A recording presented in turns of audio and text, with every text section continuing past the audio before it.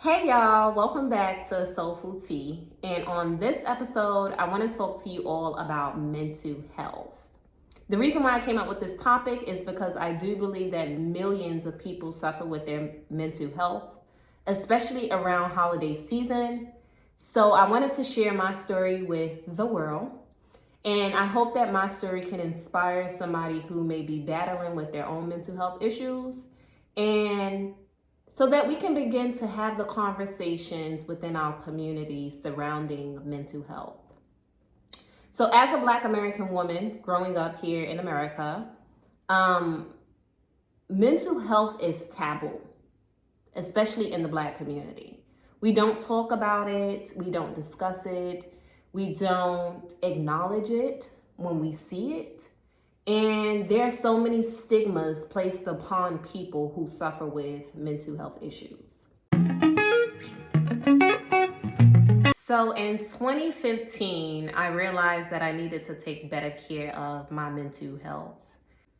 So I was working an overnight job doing security, and I was also going to school full time as a double major at the University of North Carolina, Charlotte. I had just relocated from Pittsburgh and made my way down to North Carolina, Charlotte. One day I came home and I sat on my bed, and all of a sudden I began to feel lightheaded. I felt lightheaded and my chest began to tighten up. I actually wrote a poem on this that I'm going to share with you guys on another episode, but it felt like an elephant was sitting on my chest. So I began to meditate, take deep breaths, pray to my ancestors, and a part of me was saying, you will be okay. Trust yourself. Tap into your internal. And I believe that it was my ancestors speaking to me. But then another part of me was saying, you don't want to die in this room alone. Call 911. I, like so many Black Americans here in America, do not trust the police. So I sat there for about 5 minutes, conflicted on whether or not I was going to take the risk and try to heal myself, or if I was going to go to the hospital.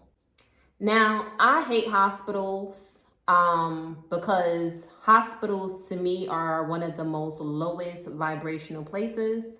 And I try to avoid placing myself in low vibrational places.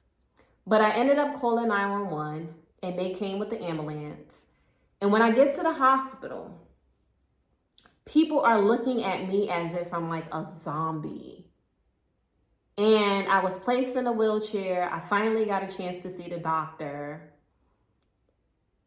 Another thing that I dislike about the medical field, and I understand this is protocol, is that they ask me questions like, do you do drugs? No. Do you have a history of doing drugs? No. Do you have a family history of doing drugs? No. But then they prescribe me drugs. It just doesn't make sense.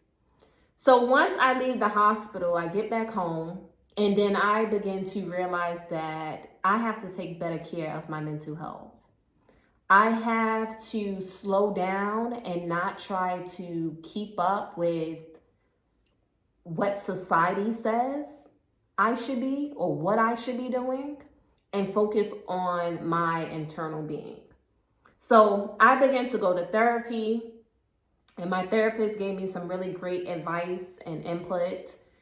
But mental health is a conversation that needs to be had because so many people are suffering with their mental health.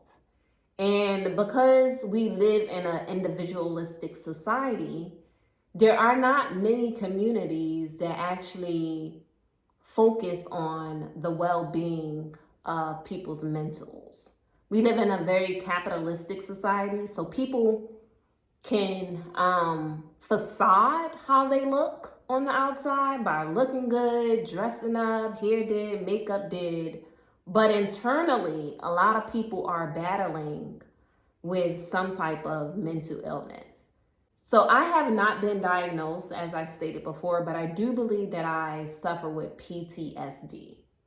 In our communities, we raise our children to get over it, or we compare our situations to other people's situations, and we say things like, somebody has it worse than you.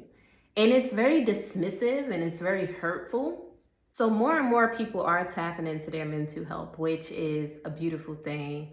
I would talk to my students about taking care of their mental health. We would read about like anxiety, and I would show them how to like meditate.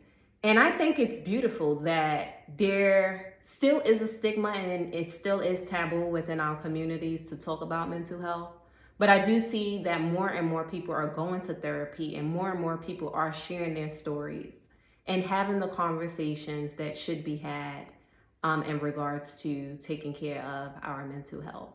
My next episode, I'm going to give you some tips on how I take care of my mental health, some books that I've been reading, and I'll talk to you all in the next one. Peace.